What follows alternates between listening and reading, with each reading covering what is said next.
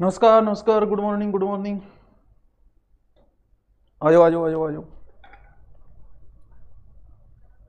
Sir जी दिखाई नहीं दे रहे, देखो मुनासो क्यों दिखाई देगो। हर कामयाब स्टूडेंट के पीछे माँ के बचपन का हाथ होता है। अच्छा गुड मॉर्निंग प्रीति छिपा। सर क्लास नहीं हो रही है, ए साला बाला ओन तो लाग रही है, सेल बाला है ये जो भी है। अशोक चलो करें शुरू, क्या करें शुरू, क्या can be start the topic. चलो क्या चल रहा था सर? शायद ऋग्वेद चल रहा था। ऋग्वेद के अंदर सबसे प्राचीन वेद है मंत्रों को होत्री, 10 मंडल 1028 उप 10,580 मंत्र है। फिर ऋग्वेद के 10 मंडल पढ़े, तीसरे मंडल में गायत्री मंत्र है, सातवें मंडल में दासराग्य युद्ध है, 9वें में सोम देवता है, 10वें में पुरुष है यज्ञ है। वाह वाह वाह वाह वाह वाह वाह वाह वाह वाह वाह वाह। इसके बाद में हमें ऋग्वेद की कुछ शायद एक ही टॉपिक पढ़ा था, कौन सा पढ़ा था मैं भूल गया। ऋग्वेद की सामाजिक आर्थिक धार्मिक ये चीजें हमने शुरू कर दी थी। यानी अभी ऋग्वेदिक सभ्यता चल रही है, उत्तर वेदिक नहीं चल रही है। अभी हम ऋग्वेद के अंदर ये आज इंग्लिश गुणतीस बता रहे हैं मदन लाल कुमार, 29 से शुरू हो जाएगी, आश्रम के साथ ही जो गुरुकुल के साथ ही शुरू हो जाएगी। अब हम ऋग्वेद की प्रशासनिक व्यवस्था देखते हैं। प्रशासनिक समझ के आगे राष्ट्रपति उपराष्ट्रपति लोकसभा राज्यसभा संसद भाई बी टाइम भी कुछ हो। हम एक चीज पढ़ चुके थे कि राजा होता था ऋग्वेद काल में। राजा क्या था? राजा मनोनीत होता था और राजा को क्या देनी पड़ती थी? बलि। वो क्या थी? वो थी ऐच्छिक। अब कुछ संस्थाओं का जिक्र आता है जिसमें सभा, समिति, विद्वत और गण, ये 4 संस्थाएं थी। सभा, समिति, विद्वत और गण। इन 4 संस्थाओं का उल्लेख आता है। क्या कार्य थे?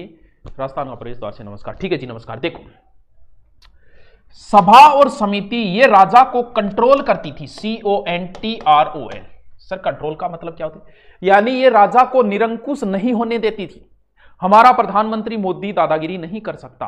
क्यों नहीं कर सकता? क्योंकि लोकसभा राज्यसभा है, उसके पास ऐसी पावर है कि वो उसे रोक सकती है।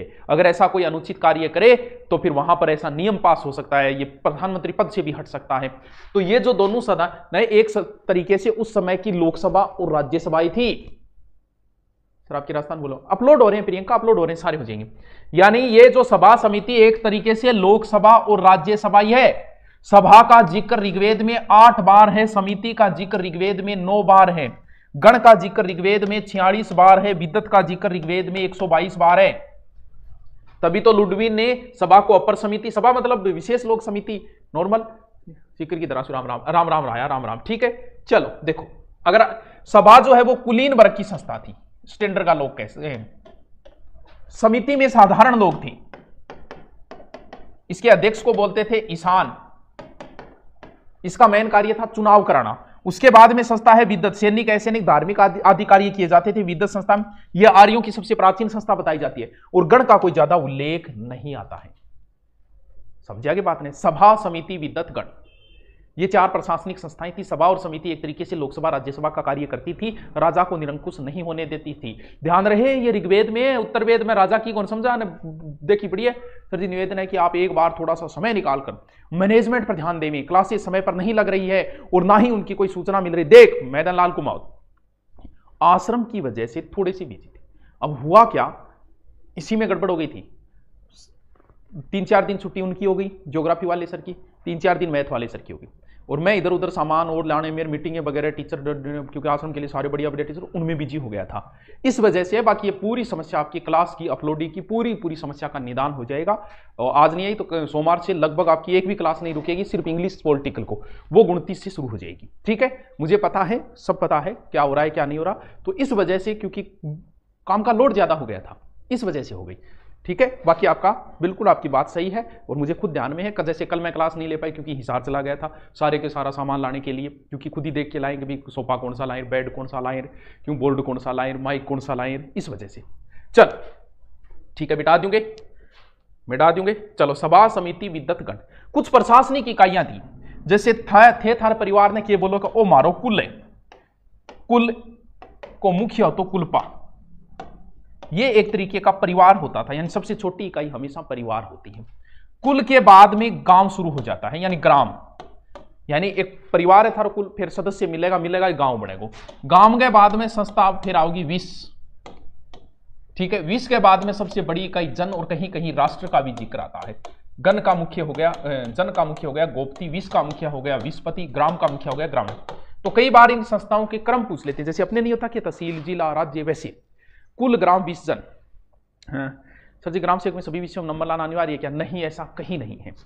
सभी विषयों में कोई नहीं, अलग ऐसी कोई एग्जाम वर्तमान में नहीं बची है। पहले पुलिस जरूर थी, वो भी अब हट गई। तो ऐसी कोई एग्जाम नहीं बची है कि जिसमें आपको सब में पास होना अनिवार्य हो। ऑल ओवर मेरिट बनती है, भले ही वो रीट की हो, भले सेकंड ग्रेड। ठीक है।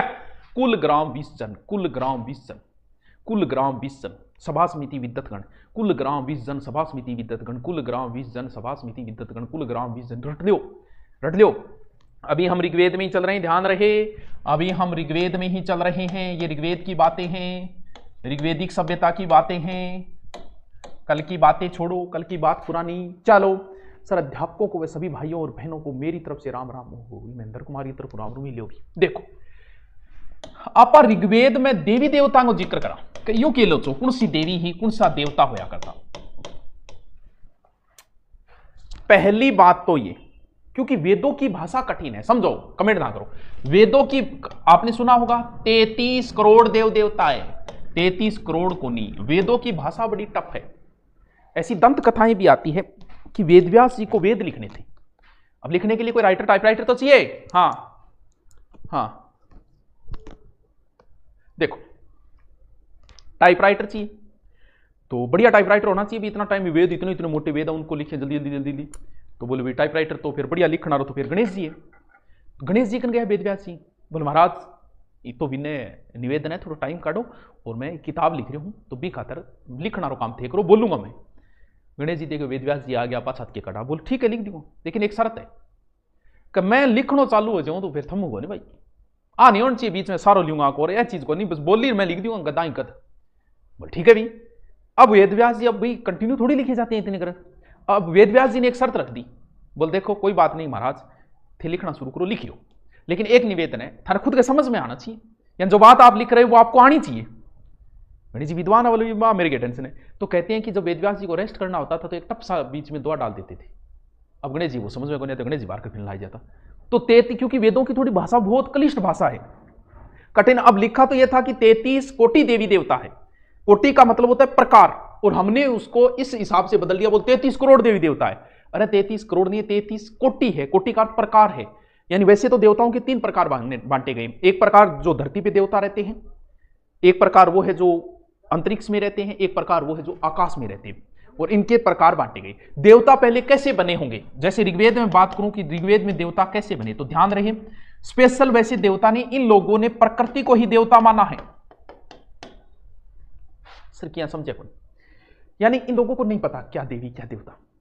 इनको लगा कि आग जो है वो बड़ी उपयोगी है, आग से हमें एनर्जी मिलती है, हमें खाना मिलता है। बोले अग्नि एक देवता है, पूजा करनी शुरू कर दी।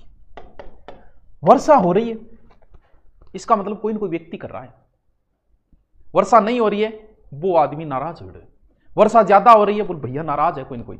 बोल वर्षा का कोई ना कोई देवता है, तो इस इंद्र को देवता मान लिया। सूर्य उदय होता है, अस्त होता है, हमें एनर्जी मिलती है, सूर्य से पूरी प्रकृति चल रही है। बोलिए सूर्य एक देवता है जो ईमानदारी से अपना काम कर रहा है। बोलिए लो जी सूर्य को देवता बना दो। दारूडी ने भी देवता बना दिया, सोम देवता। बोला आदमी मरता है तो कोई न कोई लेने के लिए आता है, वो भी एक देवता है, यम। यानी इन लोगों ने प्रकृति को ही अपना देवता मान लिया। प्रकृति ही इनके देवता है, सूर्य, चंद्रमा, यम, अग्नि, पृथ्वी, सरस्वती, यानी पृथ्वी को भी उन्होंने देवी मान लिया। यानी ये लोग प्रकृति की पूजा करते थे, प्रकृति से जुड़े हुए लोग थे, प्रकृति से उनका जीवन यापन होता था। तो 33 कोटि देवता है, जिनमें से प्रकृति के देवता। अब बात है, आर्यों का मेन काम था युद्ध करना, लड़ाई करना, और लड़ाई करने वाला मुख्य देवता माना गया है इंद्र। ध्यान रहे मैं ऋग्वेदिक सभ्यता की बात कर रहा हूं। आर्यों का मुख्य यही देवता माना गया है, क्योंकि ये लड़ाई करता है इंद्र। सबसे महत्वपूर्ण, इतना महत्वपूर्ण है कि ऋग्वेद में 1028 सूक्त है, जिसमें से 250 सूक्त यानी 33% सूक्त ओनली फॉर इंद्र के लिए। इसे पुंड्रिक्स कहा गया, यानी ये दुर्गों को भी ध्वस्त कर देता है। सहस्राक्ष है ये, हजारों इसकी आंखें सबको। ये किसका देवता है? वर्षा का भी देवता है, लड़ाई का भी देवता है। तो आर्य लड़ाई को पसंद करने वाले देवता को ही पसंद करेंगे। वही बात है, जिसे बॉडी बनानी है वो हनुमान जी की पूजा करेगा, जिसे कवि बनना है वो भगवान कृष्ण की पूजा करेगा। तो वही बात है, तो इनको लड़ाई करनी है तो इनका देवता कौन था? इंद्र था। ध्यान रहे, ऋग्वेदिक काल की बात कर रहा हूं। उत्तर वेदिक में आते आते इंद्र ने अपनी छवि खो दी, क्योंकि इंद्र के कारनामे ही ऐसे थे। वो पता नहीं क्या, वो अहल्या को तारा, प्रभु हमको भी तारो। अहल्या को पत्थर बनने का श्राप उसके पति ने दे दिया था। क्यों? क्योंकि इंद्र जो है उसके पति का रूप धारण करके अहल्या के पास चला गया था। भाई साहब ने गड़बड़ कर दी थी वहां। वर्तमान में तो केस लगता 300, जानते हो सारे। तो बाद में छवि खराब हो गई। उत्तर वेदिक में मुख्य देवता इंद्र नहीं रहा, प्रजापति हो गया था। ऋग्वेद में मुख्य देवता इंद्र है, लेकिन उत्तर वेद में मुख्य देवता प्रजापति है। ध्यान रहे इस चीज का, समझ गया आगे? यानी ऋग्वेद में महत्वपूर्ण देवता अग्नि, 250 सूक्त है अग्नि के लिए। इसे पुंडरिक कहते हैं, वो पुंडरिकाक्षाय नमः है, वही पुंडरिक है। इसके बाद में मुख्य देवता आता है इंद्र, सॉरी इंद्र तो आ गया। मुख्य देवता आता है अग्नि, इसके लिए 250 सूक्त है, तो अग्नि के लिए भी 200 सूक्त है, कम नहीं है। धूमकेतु हर घर में पाई जाती है, इसलिए इसे घर घर का अतिथि बोलते हैं। घर घर का अतिथि, क्या सबके घर पे नहीं है अग्नि? 3 प्रकार के देवताओं में ये तीनों लोकों में रहती है। आकाश में भी रहती है, अंतरिक्ष में भी रहती है, और अपनी धरती पे भी रहता है। अग्नि देवता तीनों जगह पाई जाती है। क्या काम था अग्नि का? देखो, आपने जैसे बात करें, दशरथ के पुत्र नहीं हुआ। भगवान दशरथ तो थे ना, राजा दशरथ भगवान राम के पिता। तो उन्होंने पंडितों को बुला के एक हवन किया, अग्नि। अब अग्नि देवता प्रकट हुए, और प्रकट होकर उनको जो सेव दिया, वो जो भी कोई फल दिया, तीनों रानियों ने खाया। इस तरीके की कहानी सुनी होगी आपने। यानी अग्नि के आगे हवन करते हैं हम, अग्नि में घी डालते हैं और चीजें डालते हैं। क्यों डाल रहे हैं? अग्नि क्या कार्य करता है? हम मांग तो भगवान से रहे, अग्नि से थोड़ी मांग रहे हैं। भाई दशरथ जो है वो पुत्र नहीं हुआ, दशरथ अपने पुत्र भगवान से मांग रहा है, अग्नि से नहीं मांग रहा। लेकिन भगवान कोई सीधा थोड़ी मिलेगा, कोई न कोई बिचौलियो तो है, वो अग्नि बिचौलियो काम करे। यानी दशरथ अग्नि को कुछ भी देगा, हवन कुंड करेगा और करेगा। अग्नि ले जाके भगवान को देगा, भगवान खुश होकर अग्नि को देंगे, अग्नि लाके वापस आदमी को दे देगा। यानी अग्नि जो है वो मध्यस्थता काम कर रही है, बिचौलियो काम कर रही है। यानी उस समय अग्नि का क्या कार्य था? बिचौलियो काम हो। जो कुछ भी मनुष्य देगा अग्नि को, अग्नि भगवान को देगा, भगवान वापस अग्नि के माध्यम से मनुष्य तक देंगे। बार बार भगवान थोड़ी आएंगे, बीच में कोई तो चाहिए बातें करना रहो। गुरु जी मेरा नाम ले लो, फिर के बो तेरा नाम ले आ बता है। मेरी चैट शो हो रही है क्या? बताओ भी, फुरपान जेतपुर ने बताओ, इनकी चैट शो हो रही है कि बावड़ा पढ़ तो कौन ले ले। चल समझा की बात ने। यानी 2 मुख्य देवता अग्नि और इंद्र। अब जियान बेरवे का कोई न कोई मरे, जो इन एक यम है। यम कौन है? सूर्य का ज्येष्ठ पुत्र है, सूर्य का ज्येष्ठ पुत्र। ये पहला पुरुष, प्रथम पुरुष और मृत्यु लोक का राजा बताया गया इसे। अमर देवता, एकमात्र देवता है जो अमर है। इसके बाद में सूर्य को भी ये देवता मानते थे। ये आकाश का प्रमुख देवता है। उर्वान किए सबने पता है, सूर्य को वान, गरुड़, अश्व गरुड़ जो है नहीं, अश्व का जुड़ेड़ा है 7 रबो। फिर वरुण है, अश्वनी है। लेकिन महत्वपूर्ण ध्यान रहे, ये लोग जो है ना, ये यज्ञ की अपेक्षा प्रार्थना को अधिक महत्व देते थे, यज्ञ इतने नहीं देते। जबकि मंदिर और मूर्ति पूजा का कोई उल्लेख नहीं मिलता। तभी तो स्वामी दयानंद सरस्वती जी ने विरोध किया था मूर्ति पूजा, बोले वेदों में कहां है मूर्ति पूजा? तो उस समय मूर्ति पूजा कोई उल्लेख नहीं मिला। ठीक है, हाँ बताओ जी, बेटी का बापू पढ़ लो। हाँ बोलो अरविंद, राम राम राम राम भैया। सर सुन भी लो प्लीज। अरे गणेश स्वामी सुन ला रहा, क्या सुना ला रहे तुम? थोड़ा सा आना समझने की कोशिश करो, यहाँ कोई काम चलेगो। सबसे पहले मैंने 4 संस्थाएं बताई, सभा समिति गण विद्वत, फिर मैंने कुलग्राम विजन, फिर किसका जिक्र किया है? अच्छा, फिर देवताओं का जिक्र किया है। देवता बता दे 33 प्रकार के देव, वैसे देवता ज्यादा है लेकिन वैसे 33 मैन माने गए हैं। उसमें से मैन इंद्र है, फिर अग्नि है, सूर्य है, यम है, कुछ देवियां भी है जैसे सरस्वती है, पृथ्वी है, यामिनी, कुछ देवियों का भी वर्णन है जिनके नाम आ जाएंगे। उसके बाद में एक चीज और कर लेते हैं, कल ऋग्वेदिक सभ्यता को कंप्लीट कर देंगे। ज्योग्राफी वीडियो अपलोड नहीं हो रहे सर, अपलोड हो जाएंगे। मेरा अकाउंट हैक हुआ था, कोई नहीं हैक हो गया। चलो लास्ट, वेदों में नदी। वेदों में नदी, हिमालय का जिक्र हुआ है, लेकिन ओनली फॉर हिमालय की एक ही चोटी का जिक्र हुआ है जिसका नाम है मुंजवत। ठीक है, वैसे तो ऋग्वेद में 40 नदियों का जिक्र है भाई, और नदी सूक्त में 21 नदियों का जिक्र है। यानी नदी सूक्त जो है ना 10वें मंडल, उसमें 21 नदियों का जिक्र है, जिसमें प्रथम नदी गंगा और अंतिम नदी गोमती। अब आपसे पूछेगा ऋग्वेद की महत्वपूर्ण नदी, जो मैं पहले ही बता चुका हूं, याद करने की जरूरत ही नहीं है। सरस्वती, ऋग्वेद की रचना इसी नदी के किनारे हुई है। पवित्र नदी है, नदियों में सर्वोत्तम है नदी तमा, सौभाग्य दायिनी।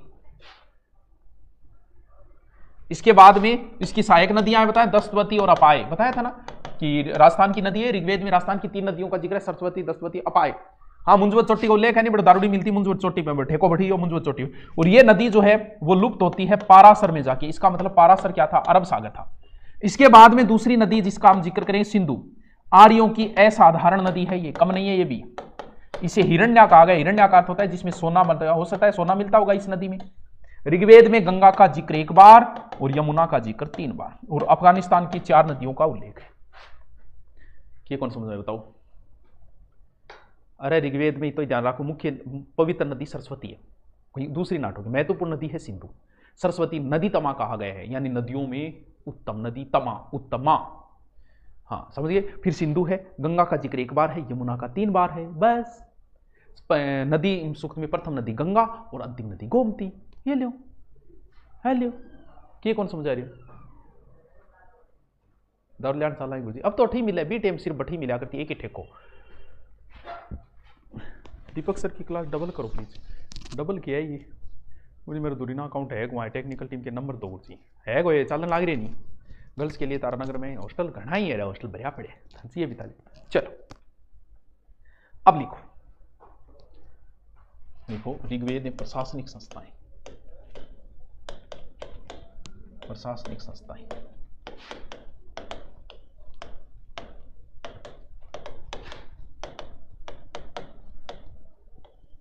प्रशासनिक संस्थाएं, ठीक है। देखो, सभा, समिति, विद्वत, गण। देखो अथर्ववेद में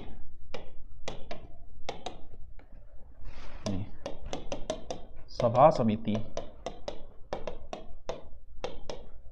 प्रजापति 2 पुत्रियां थी, 2 पुत्रियों नाम थी।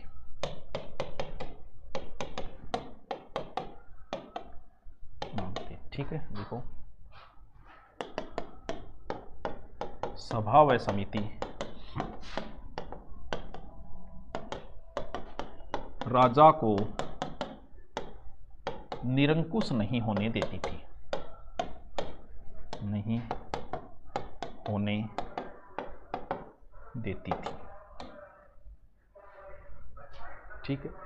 फिर लिखो ऋग्वेद में सभा का 8 बार व समिति का 9 बार, गण का 46 बार, विद्वत का 122 बार उल्लेख है।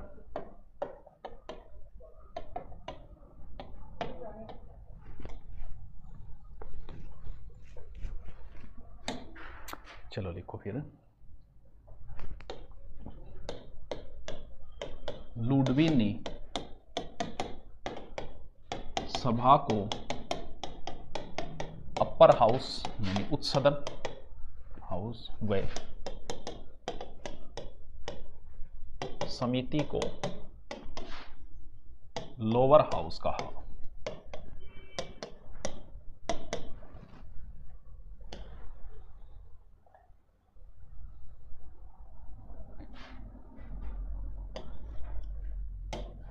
ठीक है। फिर लिखो नंबर 1 सभा, सभ्य व कुलीन वर्ग की संस्था, सभ्य व कुलीन वर्ग संस्था।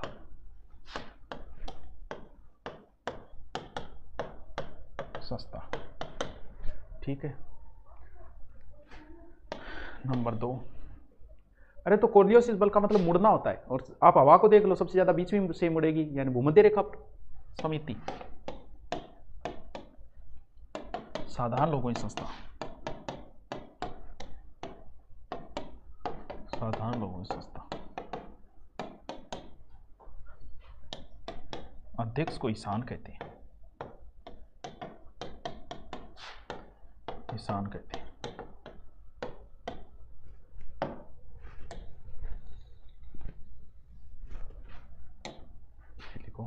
विद्युत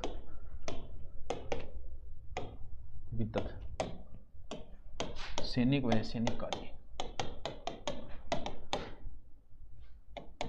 सैनिक धार्मिक कार्य,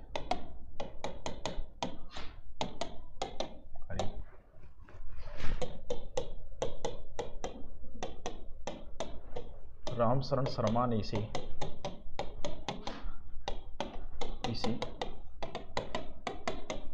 आर्यों की प्राचीन संस्था बताई।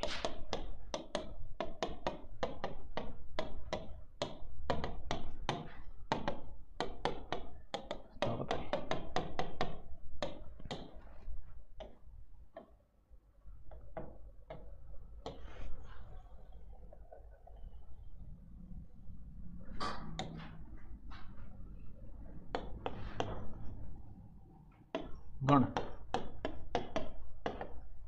स्पष्ट जानकारी नहीं है।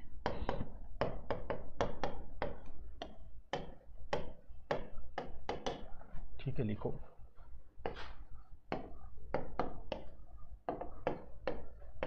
प्रशासनिक इकाइयां,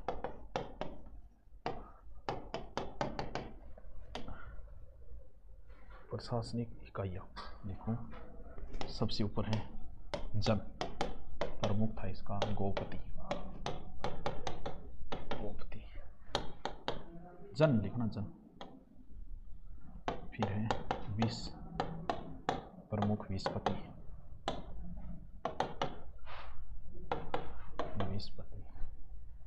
अच्छा उल्टा लगाना दिया,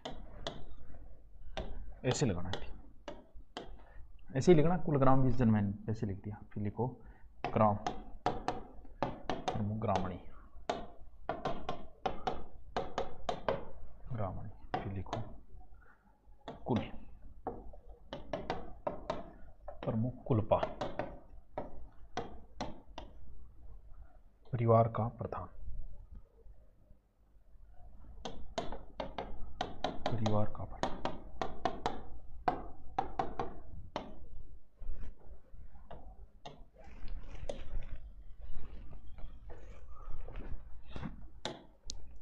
फिर लिखो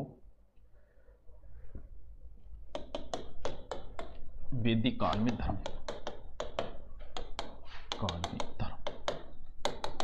ठीक है। गुरुजी मैं थी क्लास क्यों को लागी, सोमारू लाई जी, लाडली बेनारो भाई, लाडली बेनारा भाई लाई जाएगी, ठीक है। हाँ, रित का देवता वर्ण, ठीक है, सही है। लिखो 33 देवताओं वर्ण, देवताओं वर्ण,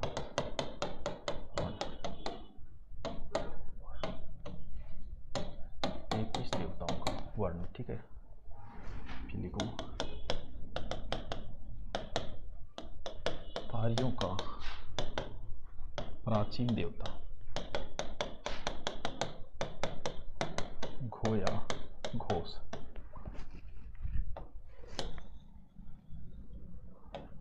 इसे आर्यों पिता कहते हैं, पिता कहते हैं, ठीक है। देखो एक नंबर इंद्र,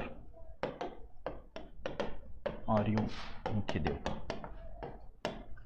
मुख्य देवता। इसके लिए ऋग्वेद में 250 सूक्त है, 250 सूक्त, ठीक है। देखो उपनाम में लिख लो गोपति, पुंडरीक, सहस्राक्ष। फिर लिखो दूसरा लिखो अग्नि, धूमकेतु,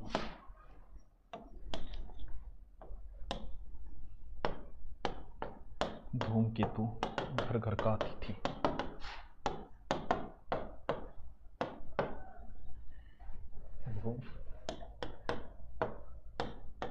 मनुष्य व देवता मध्य मध्यस्थता कराना,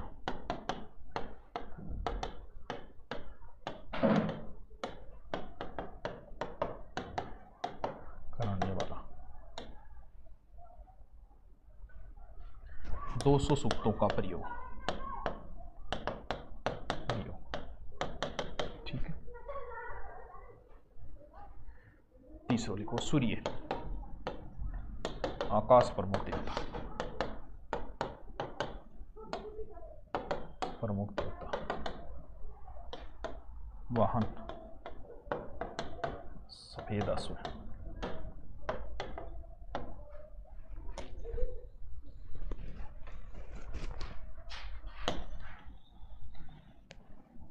ठीक है, सूर्य हो गया। फिर लिखो अश्वनी,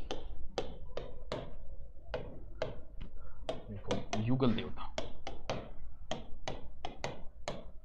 देवताओं का चिकित्सक, डॉक्टर हो,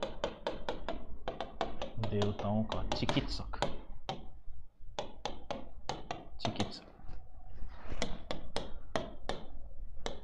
समुद्री यात्रियों रक्षा की, रक्षा की, कृत्रिम पांव लगाई,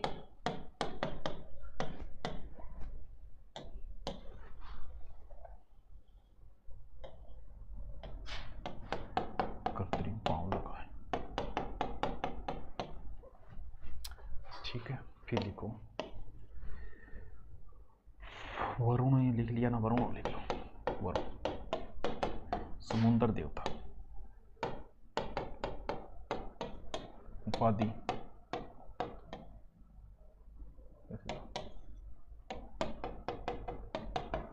पाप के लिए कठोर दंड देने वाला।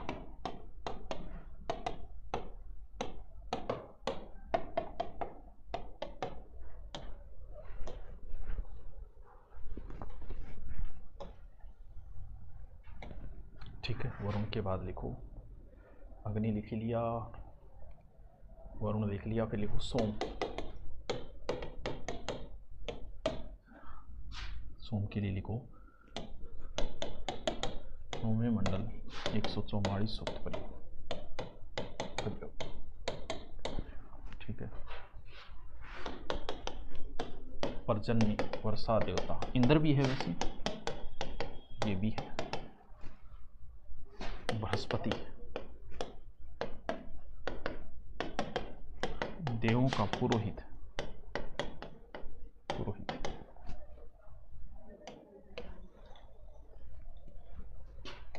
देखो यम, देखो सूर्य ज्येष्ठ पुत्र, ज्येष्ठ पुत्र, अमर पुरुष, पुरुष, मृत्युलोक का राजा, मृत्युलोक का राजा।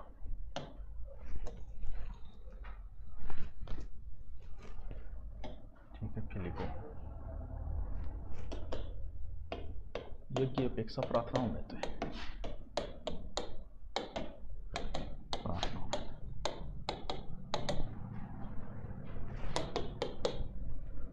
वैदिक धर्म, मंदिर व मूर्ति पूजा उल्लेख नहीं, पूजा का उल्लेख नहीं।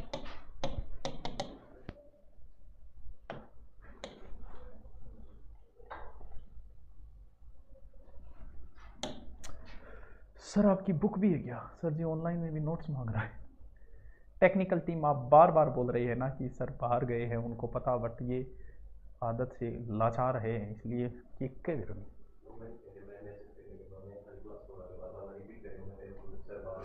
सोमवार को अच्छी मैथ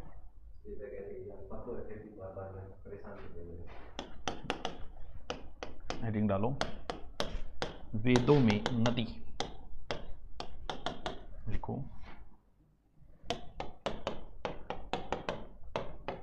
10वें मंडल में 42 नदियों बात की गई, जबकि गिनाई 19। ठीक है, फिर लिखो नदी सूक्त 21 नदियों उल्लेख। ठीक है, नदी सूक्त प्रथम नदी गंगा व अंतिम गोमती। अंतिम गोमती। पहले लिखो सरस्वती। सरस्वती। देखो ऋग्वेद रचना हुई, रचना इसी किनारे, इसी किनारे हुई। पवित्र नदी, नदी तमा, सौभाग्यदायिनी, दायिनी,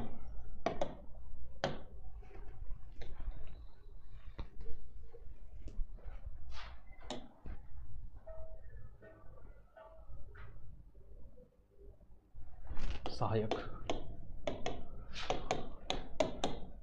इधर सदवती, अपाय, देखो सरस्वती नदी, सरस्वती नदी, पराशर, अरब सागर, लुप्त होती थी, लुप्त होती थी।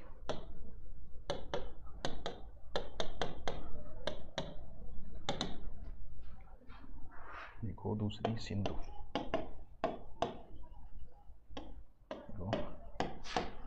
आर्यों, विशिष्ट, असाधारण नदी,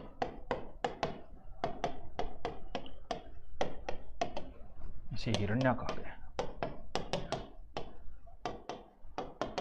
हिरण्या कहा गया।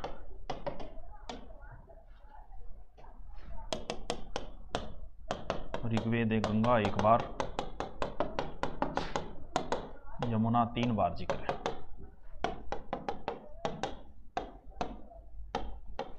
ये लो जी, कतला गया, धीरे धीरे धीरे धीरे लिखाओ, धीरे धीरे धीरे। संदीप वर्मा। पवित्र नदी कौन सी? सरस्वती है पवित्र। नदी तमा, नदी तमा का अर्थ होता है नदियों में उत्तम। दिव्या जी सबसे वीडियो अपलोड हो रहे हैं। चलो ठीक है, थैंक यू, कल मिलते हैं। कैसे हो? तबीयत पानी कैसी है? पगा लागू गुरुजी, स्वागत लाड़दा लाग जा, गणतंत्र दिवस की हार्दिक शुभकामनाएं एडवांस में। अरे निर्मला गोस्वामी, ठीक है जी। और क्या है सर जी? गोमती कुमावत, ये कह रही है तू हैं? सर आपकी जय हो। हैं? ऐसा हमने क्या कर दिया रे? जय हो। चल, क्या चल रहा था? ऋग्वेदिक सभ्यता। आज हम ऋग्वेदिक को कंप्लीट कर देंगे और इसके बावजूद बाद में बचेगी उत्तर वैदिक, उसको हम जल्दी ही समाप्त कर देंगे। ऋग्वेदिक में थोड़ा टाइम लगता है, समझने वाली बातें हैं, कोई ज्यादा माथापच्ची करने वाली बातें तो थे था थी, न ना न ही नहीं थी। ठीक है, पता लागू लाग ले। अब ऋग्वेद का हम बात करते हैं, सामाजिक जीवन का बात नहीं किया हमने। राज व्यवस्था की बात कर ली, राजनीति की बात कर ली थी हमने, सभा समिति, गण विद्वत वगैरह, कुलग्राम, 20 जन, ये चीजें भी पढ़ ली थी, और भी कई चीजें पढ़ी थी। सर राजस्थानी भूगोल की क्लास अपलोड नहीं हुई, हो जाएगी हो जाएगी। ग्राम सेवक की कौन सी बुक लेके हम? पूर्णसी लिया यार, तो बुक बाकी ना मुझे घटिया घटिया लिया भाई, बढ़िया बुक है, चिंता करने की जरूरत नहीं। बुक से ही एक सी है, बुक हम कोई अंतर को नहीं। देखो सामाजिक का मतलब समाज जो था वो तो कबीले के ऊपर था, कबीले के अंदर सारे अपने ही अपने थे, सबकी डीएनए संरचना एक थी, तो रक्त संबंध था। और सामाजिक संगठन का आधार जो था वो गोत्र था। गोत्र तो समझो नहीं। वर्ण शब्द किसके लिए? वर्ण शब्द प्रयोग जरूर हुए हैं ऋग्वेद में, लेकिन एक जगह तो वर्ण शब्द रंग के लिए आया है और एक जगह व्यवसाय के लिए आया है। प्रारंभ में वर्ण का अर्थ रंग हुआ करता था, बाद में व्यवसाय हुआ, गौर वर्ण। और देखो क्या क्या बातें हैं। शुरुआत में 3 ही वर्ण थे। शूद्र वर्ण का उल्लेख बाद में हुआ है, क्योंकि ब्राह्मण, क्षत्रिय, वैश्य और शूद्र 4 वर्ण बताए, लेकिन शुरुआत में 3 ही वर्ण थे। क्यों? क्योंकि ये जो पुरुष सूक्त है वो 10वें मंडल में और वो बाद में जोड़ा गया मंडली। इसका मतलब शुरुआत में ये 4 भी नहीं थे, यानी वर्ण व्यवस्था जो थी शुरुआत में नहीं थी, बाद में जाके बनी। और वर्ण किस आधार पे थे ये बात भी हम कर चुके हैं, कर्म आधारित थे। क्यों? क्योंकि ऋग्वेद के 9वें मंडल में लिखा है कि मैं कवि हूं, मेरा पिता वैद्य है, डॉक्टर साहब है, सुआ चेपे कोरोनारा, और मेरी माँ गृहिणी है। सर जी काल की छुट्टी है कि बफरिंग आवे सर, आई गई ये काल की बिया तो कुछ क्लासा लगेगी, सारी छुट्टी को नहीं, कुछ क्लासा लग गई। कुछ जी दिख रहा को नहीं, ये थोड़ी दिखे करो यार, मुझसे सगला दुनिया दिखने लग रही हो, कौन दिख रही हो? क्लास कौन चले, कौन चले? गुरुदेव जी आरपीडी रीट एसएसटी बुक हमने पहले से ही ले ली, नया सिलेबस जुड़ा उसकी अलग से छोटी बुक उपलब्ध करवा दीजिए। पर्वत अलग से नहीं करवाएंगे, चिंता मत करो। वो जो जुड़ा है उसको आपको टेलीग्राम पे दे देंगे बस। सालरी को नहीं, क्या बात है, क्लास बिम चेक करिए मोबाइल में, ठीक है। ठीक है, कुछ समाज बता दिया क्या था, पितृस्थात्मक था। पितृस्थात्मक मतलब या तो पिता मुख्य होता था या फिर बड़ा भाई मुख्य होता था, यानी पिता को इतने अधिकार थे कि वो परिवार को बेच भी सकता था। सेल कर सको, सेलिंग, सेल को मतलब ओयो स्कीम कार्ड को, ऑफर कार्ड्स को। बाकी ऐसा उदाहरण नहीं मिलता, लेकिन ऐसा हो सकता था, पिता को इतने अधिकार हुआ करते थे उस समय, ठीक है। अब बात करना लेडीज स्थिति, LADIES, लेडीज स्थिति यानी महिला स्थिति। आंगो जिक्र करना जरूरी है। शुरुआत में टावरो महिला की स्थिति बढ़िया ही बढ़िया है, धीरे धीरे बहुत ज्यादा खराब होती जाएगी। आज भी स्थिति खराब ही है। संविधान लागू होने के बाद संविधान में बहुत अधिकार दिए गए, फिर भी स्थिति उतनी अच्छी नहीं हुई। शुरुआत में वैदिक काल में बहुत अच्छी स्थिति थी। देखिए महिला स्थिति का बात करें अगर हम, देखो स्थिति अच्छी थी, ZOOD गुड थी, GOOD। पुत्री जन्म को कोई अभिशाप नहीं माना जाता था, लेकिन ध्यान रहे सूक्तों में पुत्र जन्म की ही कामना की गई है। हम लोग भी आज पुत्री जन्म को कोई गलत नहीं मानते, लेकिन फिर भी कहीं ना कहीं लोग दुआओं में पुत्र को मांग ही लेते हैं कि ये भगवान बेटो ज्यादा ठीक रहे। मानते हो इस चीज को? तो वही बात है, यानी आज कोई स्थिति वैसे खराब नहीं है, पुत्री जन्म को भी बढ़िया माना जाता है, सही है, कोई गलत है, कोई सासू सुसु सड़गा ले तो बात नहीं आ रही है, बाकी इसी कोई बात को नहीं, पुत्री जन्म भी अच्छी मानी गई है। लेकिन सूक्तों में यही कहा गया पुत्र जन्म की कामना की। पत्नी की क्या स्थिति? पत्नी तो बहुत ही बढ़िया मानता, यानी जायदेस्तम को अर्थ है पत्नी ही घर है। अरे वाह, यानी लुगाई ने पूरा का पूरा अधिकार, पत्नी ही घर है, सारा अधिकार। सर मुझे सारी क्लासेस लैपटॉप में देखनी है, कैसे देखूं? दिखाऊंगा तन। इंग्लिश की क्लास 29 से बताए ना कौन सा टॉपिक चल रहा है? हे भगवान, ये करांगो। वहतु क्या है? पत्नी विदाई के समय जो धन दिया जाता था वो वहतु था, यानी एक तरीके दहेज बोल दियो रे। दहेज की शुरुआत कैसे हुई होगी? पहले अपनी पुत्री की आवश्यकता के लिए कुछ सामान साथ साथ दिया जाता था, धीरे धीरे वो किसमें बन गया? एक दहेज। जैसे दूल्हा तलवार वगैरह रखता है, पहले जब बारात जाती थी एक जगह से दूसरी जगह तो लोग लूट लेते थे, आक्रमण हो जाते थे, तो लोग तलवार वगैरह लेके साथ जाया करते थे, और धीरे धीरे वो रिवाज में कन्वर्ट हो गई। तो कुछ संस्कार इस तरीके से भी बन गए। वनपाल की वैलिडिटी, वनपाल के एग्जाम तक ही रहेगी, चिंता ना कर। महिला का उपनयन संस्कार होता था। उपनयन का मतलब महिला पढ़ती भी थी, ये मान लो सीधा, आज भी पढ़ती है तो वही है, लेकिन कुछ विद्वान महिला, विदुषी महिलाओं का भी जिक्र हुआ है, वो नाम याद रखनी जरूरी है। सची, घोषा, लोपामुद्रा, विश्ववरा, ये नाम याद रखना आपको जरूरी है। एग्जाम में कई बार इनको पूछ लेते हैं। वैदिक काल की विदुषी महिला। अच्छा गुरुकुल देखियो, पूरा तो दिखाए को नहीं, थोड़ा सा दिखायो। लोपामुद्रा, घोषा, विश्ववरा। लोपामुद्रा, घोषा, हाँ, डाकुओं की नगरी से पढ़ना। सची, लोपामुद्रा, घोषा, नाम रट लो।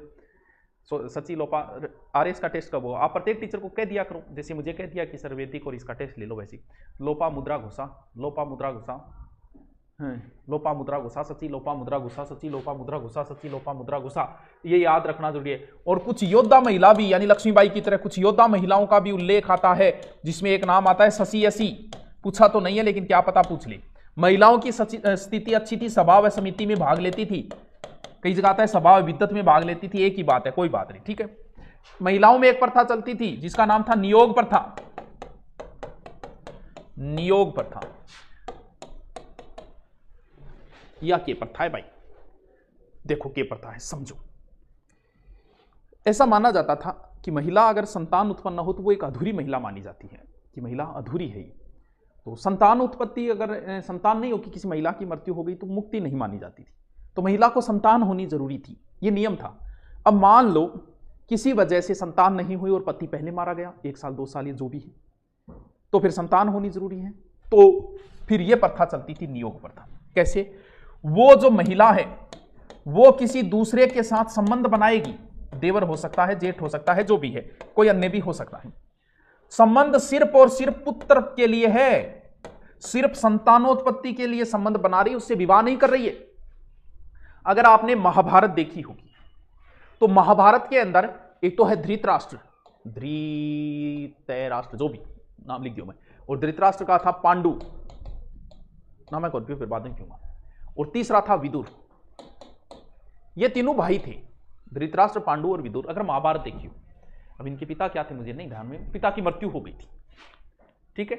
और अब हुआ क्या, मृत्यु हो गई, संतान होनी जरूरी, आगे वंश चलाना, राजवंश चलाना जरूरी था। तब भीष्म पितामह क्या करते हैं, एक ऋषि को लेके आते, जो उनकी फैमिली के अंदर ही था वो ऋषि लास्ट तक रहता है, महाभारत के युद्ध के बाद तक भी रहता है। जब अर्जुन और आपस में अश्वत्थामा जब तीर चलाते हैं, आपस में ब्रह्मास्त्र चला देते, वो ऋषि रोकता है, दोनों वही ऋषि था। उस ऋषि को सिर्फ संतानोत्पत्ति के लिए, संबंध बना, शारीरिक संबंध के लिए ही लाया गया था कि इनके वंश आगे चले।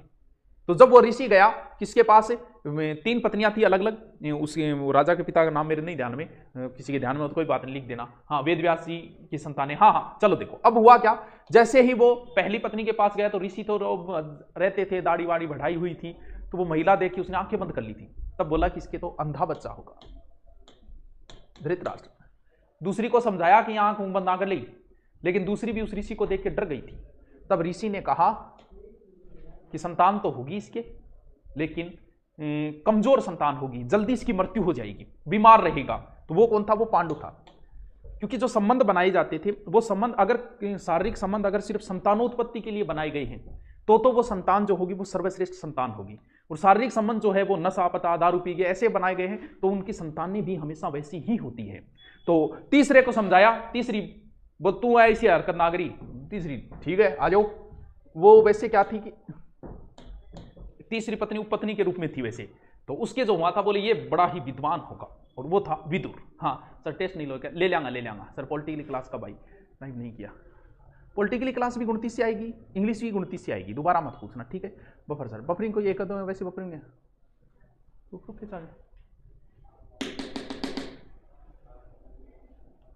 राम राम गुरुजी, लाडला जाट, राम राम राम राम। क्या पढ़ा दिया अभी तक, सत्यवीर की भी ना पढ़ाए, चिंता ना कर। हाँ चलो, पढ़ लिया क्या, ठीक है गुरुजी, पढ़ लो। यानी नियोग प्रथा में सिर्फ और सिर्फ शारीरिक संबंध किसी दूसरे से संतान उत्पत्ति के लिए बनाए जाते थे। नियोग से उत्पन्न संतान को कहा जाता था क्षेत्रज। एकल विवाह थे, लेकिन कुछ उदाहरण बहुपत्नी के भी मिलते हैं। जैसे मैंने बता दिया, बहुपत्नियां मतलब समझ गया। आज भी बहुत से लोग रखते हैं, लेकिन आज हम कहें तो एक ही विवाह प्रचलन में यहाँ रखने घना ही रखा है। पहली बताओ सर, हनुमानगढ़ है या कमेंट कब दिखेगा, दिख जा। हाँ बेटी का वापस, सही बात है, पढ़ ले। बाल विवाह नहीं होता था, उम्र थी विवाह की 16 से 17। भगवान राम भी देखो, शिक्षा पूरी करने के बाद बाल विवाह किया था। स्वयंवर, भगवान राम ने स्वयंवर किया, तो स्वयंवर का अधिकार था। एक महिला, वैसे तो कोई जरूरी नहीं है। सती प्रथा का उल्लेख नहीं, रामायण में कहीं सती प्रथा है क्या, नहीं है।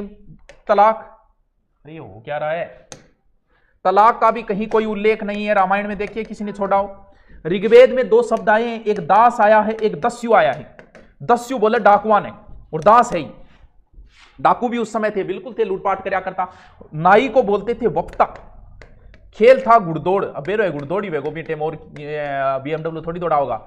और 500 भी खेलिया करता। वाद्य यंत्र उनका विशेष था वीणा। युद्ध का था दुंदुभी, ऐसा नाम ध्यान रखना है, और की भी कोई समझ गया आगे, समझ गया आगे।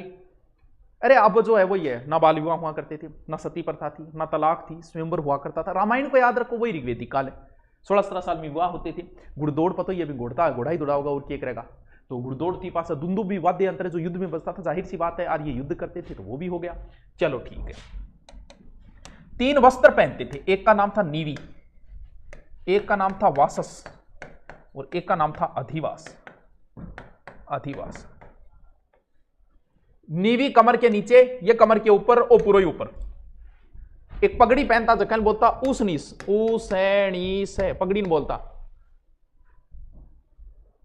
अरे ले ले यार, 1 ईयर को 2, 3, 4 रख ली, एक बार पढ़ लियो। वे पूरी सोई कोर्स को नहीं हटाया यार, पढ़ी हुए क्यों चिंता करो, थार कोर्स को नहीं हटावा है। चलो ए थोड़ी सी चीजें ध्यान रखनी है। यानी सामाजिक जीवन अच्छा था, महिला की स्थिति भी अच्छी थी, बाल विवाह वगैरह ये चीजें आप बता दोगे आराम से, कोई समस्या नहीं है। इसके अलावा समाज जो कबीलाई था, वर्ण का अर्थ रंग के रूप में भी था, बाद में व्यवसाय में बदल गया, वर्ण लास्ट में आया था। एक घर में कई जातियां थी, जाति कर्म आधारित थी। तो ये चीजें नॉर्मल आप आराम से जिक्र कर दोगे। फिर हम बात करें आर्थिक जीवन, रुपया पैसा। मूल आधार तो वैसे कृषि तो करते ही थे, साथ में था पशुपालन। देखो मेन जो था ना वो पशुपालन था उस समय। शुरुआत में आर्य आए, पशु रखते थे, फिर बसने लग गए, बसने लगेंगे तब कृषि करेंगे। भी जब आपको डेरो ही डांग पर है तो फिर पशुओं पर चाले। तो शुरुआत में इनके मेन जो था वो पशुपालन था, यानी यायावर जीवन था। यायावर का अर्थ होता है जो इधर उधर घूमता है। उनका जीवन यापन ही पशु से होता था, उनके लिए तो सब कुछ पशु है। थे आज अगर दुआ मांगो भगवान को दुआ में के मांगो, नौकरी मांगो, तो ए लोग भी भगवान को दुआ में के मांगता, पशु संपदा मांगता। कृषि है, हाँ कृषि से संबंधित भी है, 24 मंत्र है।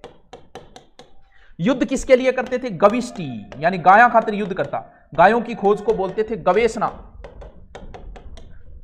आज किसी व्यक्ति को अमीर कब माना जाता है? क्या उसके पास बहुत सारा सोना है तब माना जाता है? नहीं माना जाता। आज से 10 साल पहले जिसके पास सोना था उसे अमीर मानते थे, जिसके पास जमीन थी उसे थोड़े 5 साल पहले अमीर मानते थे। आज अमीर उसी को माना जाता है जिसके पास नौकरी है। उस समय अमीरी का आधार क्या था? किसी को अमीर कैसे माना जाता था? तो उस समय संपत्ति, अगर किसी के पास आभूषण है और गायें हैं, बस वो ही रुपया रोए। गाय तो अघन्या थी, इसे मार भी नहीं सकते थे। देखो ऋग्वेद में घोड़े का भी जिक्र है, लेकिन घोड़े का जिक्र है 215 बार, गाय का जिक्र है 176 बार, बैल को जिक्र है 170 बार, लेकिन बाघ और गेंडे का ऋग्वेद में कोई जिक्र नहीं है। इकोनॉमी क्लास कब स्टार्ट? इकोनॉमी ज्योग्राफी का पार्ट है, ज्योग्राफी वाले करा देंगे। आप अरे पॉलिटिकल नहीं सर से करवा देंगे तो क्या जरूरत है इनकी अपलोड की हैं? सर इंडियन ज्योग्राफी फिर से कब पढ़ा होगा? अंजू जल्दी पढ़ाई, पूराड़ा जो भी है जल्दी पढ़ाई, पुरंजन नारायण जी सर की, चलो करवा देंगे, ठीक है। ये चीजें समझ जाओगे आप। बाघ और गेंडे का ऋग्वेद में जिक्र नहीं है, ध्यान रखना भाई, बाघ और गेंडे का कोई जिक्र नहीं है। बाघ और गेंडे का ऋग्वेद में। आभूषण पहनते थे पुरुष, देखिए भगवान राम ने भी बहुत सारे गहने पहन रखे, आज नहीं पहनता कोई, तो आभूषण भी पहना करते थे। संपत्ति का आधार जो था आभूषण और गाय हुआ करती थी। जैसे आज संपत्ति का आधार है नौकरी, वैसे उस समय थे आभूषण और गाय। लास्ट कृषि। एक फसल का जिक्र हुआ है यव, यव बोलते हैं जौ को। लोहा का भी जिक्र है, चांदी का भी जिक्र है। चांदी का जिक्र हुआ है रजत हिरण्या। ध्यान रहे ऋग्वेद में कपास का जिक्र नहीं है। सर सिंधु घाटी में है, हाँ बिल्कुल सिंधु घाटी में कपास के अवशेष मिले, सीडन कहते थे कालीबान, लेकिन वैदिक सभ्यता में कपास का जिक्र तो गुरुजी पेरता के नंगा दड़ंगा फिरता के नाम ना पेरण खातर के, जी हाँ हरिण की खाल पेर ली, ऊन है, यानी पशु ही आधार था, पशुओं से सारे काम हो रहे। ऊनी वस्त्र को मुख्य केंद्र हो रहा कर तो गांधार आज भी है शायद, जो रावी नदी के किनारे है ना, गांधार व परुसनी, परुसनी रावी नदी के किनारे, ए दो केंद्र होया करता। मिट्टी बनाने वाले को बोलते थे कुलाला, उलाला को नहीं कुलाला। बढ़ई का कार्य करने वाला यानी खाती का कार्य करने वाले को उस समय बोलते थे तक्षक या तक्षा। व्यापारी को बोलते थे पणी। और उनके पैसे क्या थे? पैसे थे गाय और घोड़ा। बोलो भाई जी आज चीज चाहिए, बोले एक घोड़ा ले जा, एक गाय ले जा, आज भी 7 पैसा है, लेकिन उस समय संपत्ति का आधार गाय और घोड़ा था। एलियो जी टॉपिक कंप्लीट, ऋग्वेदिक सभ्यता कंप्लीट। इतना डिटेल में करा दियो भाई जी, अब यूं ज्यादा की गोंदराई जाए, यूं ज्यादा के कराऊं।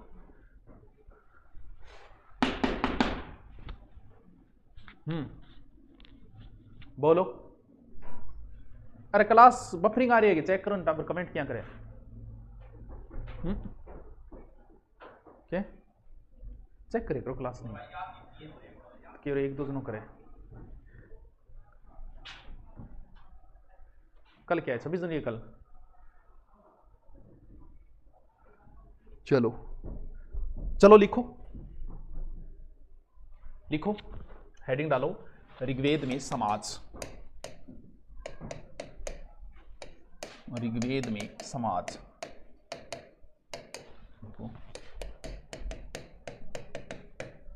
कबीलाई रक्त संबंध था, रक्त संबंध। सामाजिक संगठन का आधार गोत्र, सामाजिक संगठन आधार गोत्र।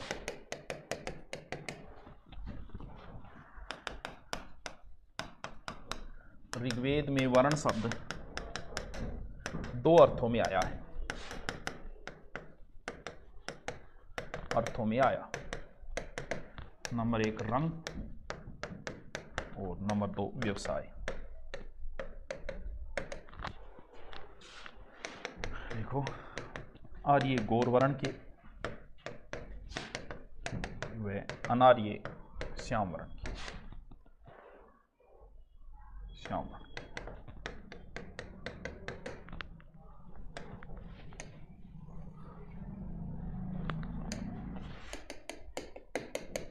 प्रारंभ में वर्ण का अर्थ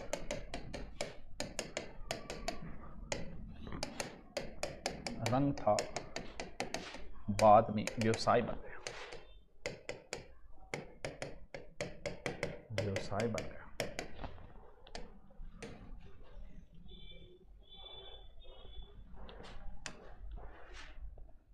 देखो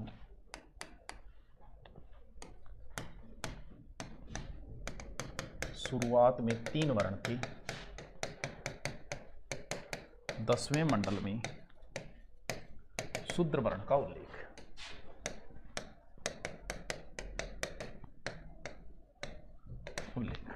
देखो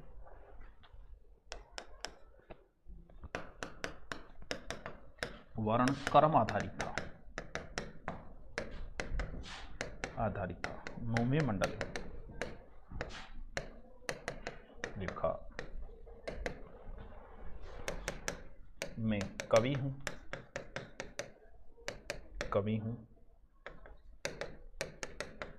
मेरे पिता वैद्य,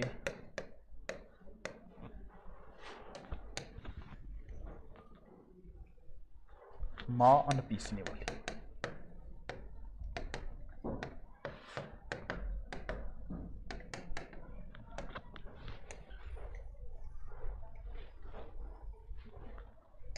ठीक है, लिखो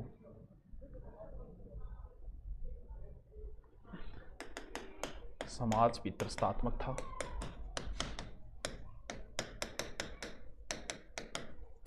ठीक है।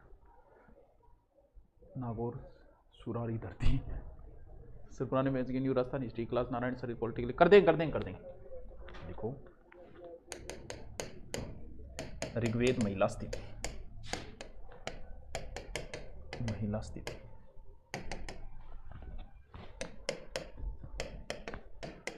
पुत्री जन्म अभिशाप नहीं था,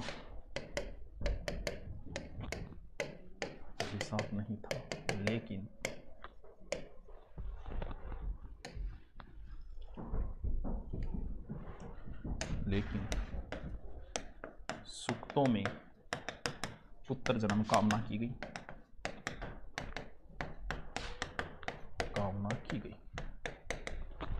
देखो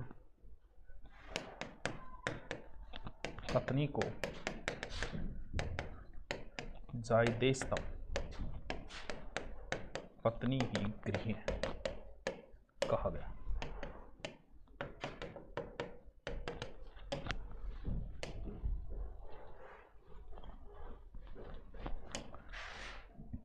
देखो वह तो विदाई समय महिला दिया जाने वाला उपहार,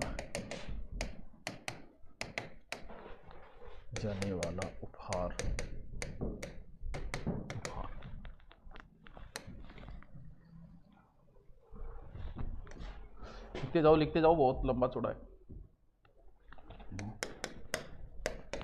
महिला का उपनयन संस्कार होता था,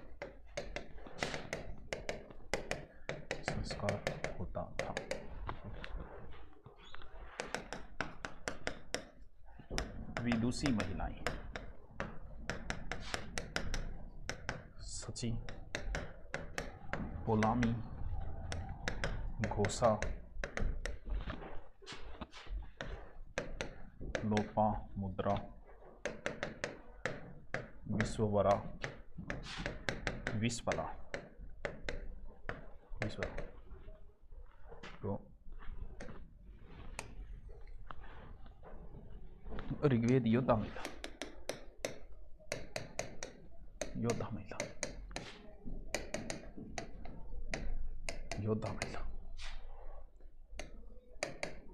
शशि यसी,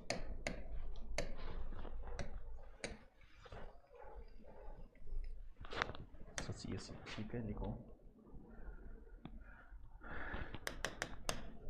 महिला सभा समिति भाग लेती,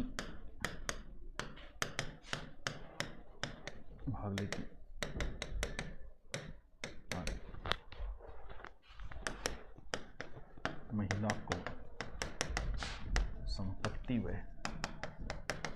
राजनीतिक अधिकार नहीं थे, अधिकार नहीं थे। नियोग प्रथा,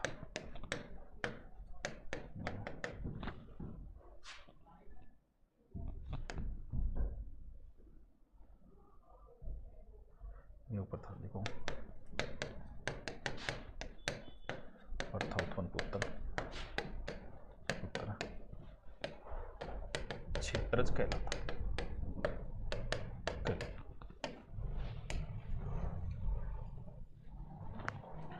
देखो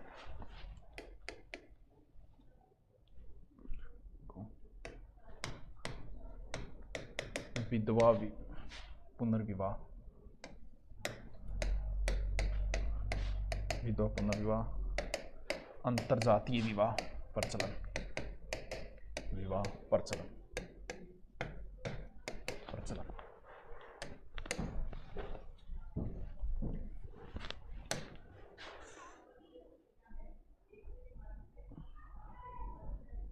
इंग्लिश क्लास यार 5 बार बता दिया। 29 से इंग्लिश पॉलिटिकल की शुरू हो जाएगी। देखो एकल, बहुपत्नी, बहुपतित्व, विवाह प्रचलन, विवाह प्रचलन। ठीक है, बाल विवाह नहीं होते थे, नहीं होते थे। विवाह 16-17 साल।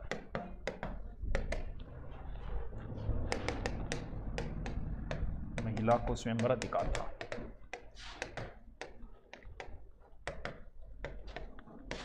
अधिकार था।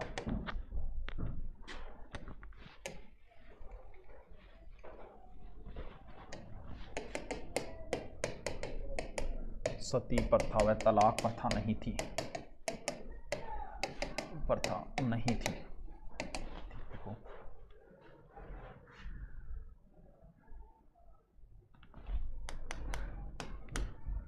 ऋग्वेद में दास व दस्यु शब्दों का प्रयोग।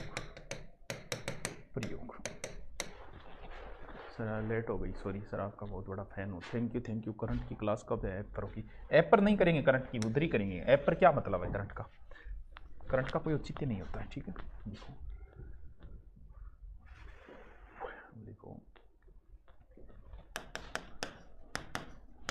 नाई को वक्ता, और कौन से शब्द है? बढ़ई को तक्षक, व्यापारी को पणी कहते थे, कहते थे। पणियों से आर्य डरते थे क्योंकि ये गायें चुराते थे,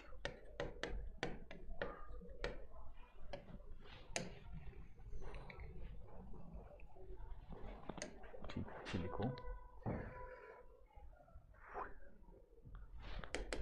आर्यों खेल गुड़दौड़ व पासा। ठीक है, आर्यों वाद्यांतर, वीणा।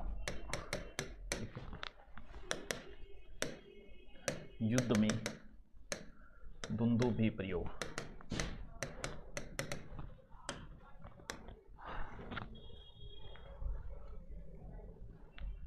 ठीक है, फिर लिखो ऋग्वेद में आर्थिक व्यवस्था।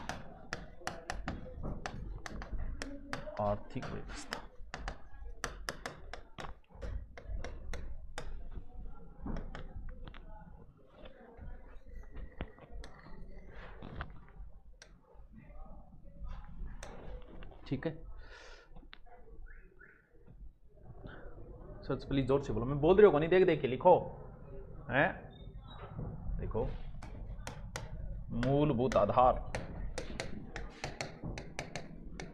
कृषि प्लस पशुपालन, पशुपालन को प्रधानता,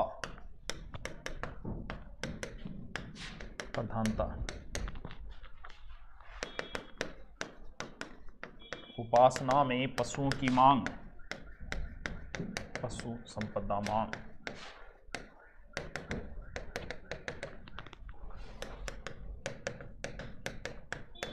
कृषि संबंधी 24 मंत्र,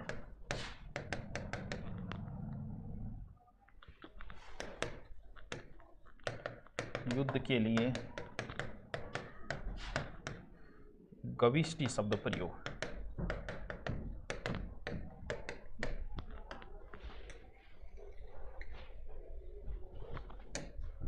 लिखो गायों खोजो गवेषणा, ठीक है। गाय को अघन्या कहा गया,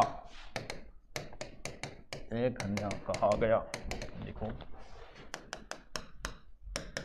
ऋग्वेद में बाघ व गेंडे का जिक्र नहीं,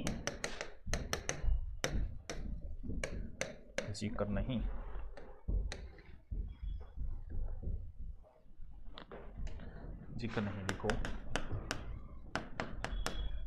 ऋग्वेद में अश्व की 215 बार, गाय की 176 बार, वर्षभ की 170 बार जिक्र है, उल्लेख है।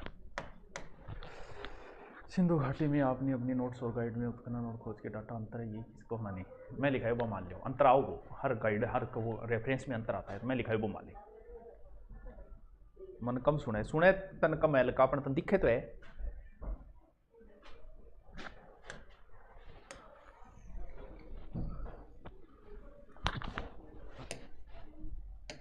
लिखो मुख्य वस्त्र बराबर लिखो 1 नंबर नीवी, कमर नीचे पहना जाता, ठीक है। वा से कमर के ऊपर,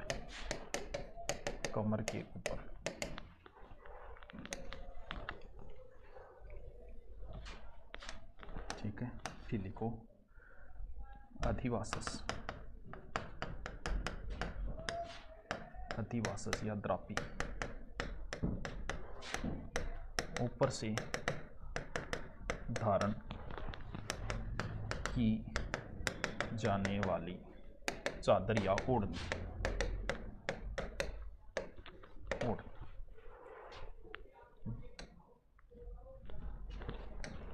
देखो कृषि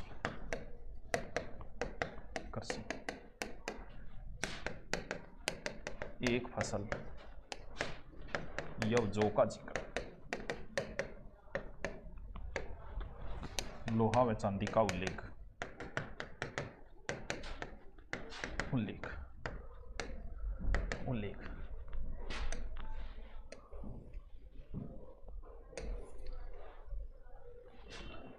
ठीक है। सर्विस से सर्वाधिक गन्ना उत्पादन कहाँ होता है? विश्व में गन्ना ब्राजील है। अब नए आंकड़ों का मुझे पता नहीं भाई। लिखो चांदी का उल्लेख, लोहा व चांदी का उल्लेख, लिखो चांदी का उल्लेख रजत हिरण्या नाम से यजुर्वेद में हुआ।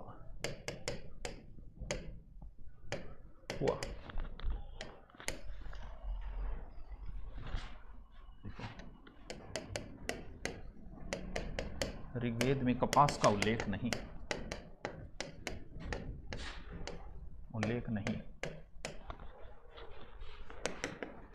कपड़े, हरिण खाल, ऊन, सूत, रेशम बद्दे,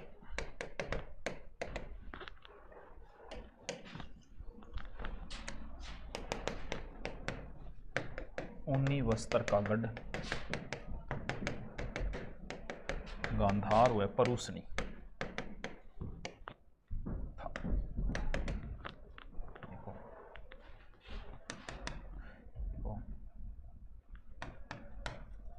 संपत्ति या प्रतीक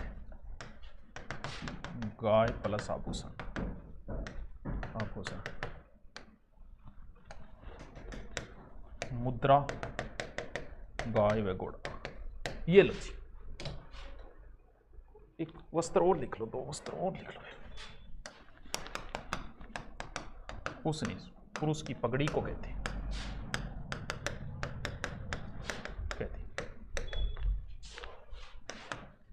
निष्क गले का आभूषण जो आगे सिक्का कहलाया, सिक्का कहलाया।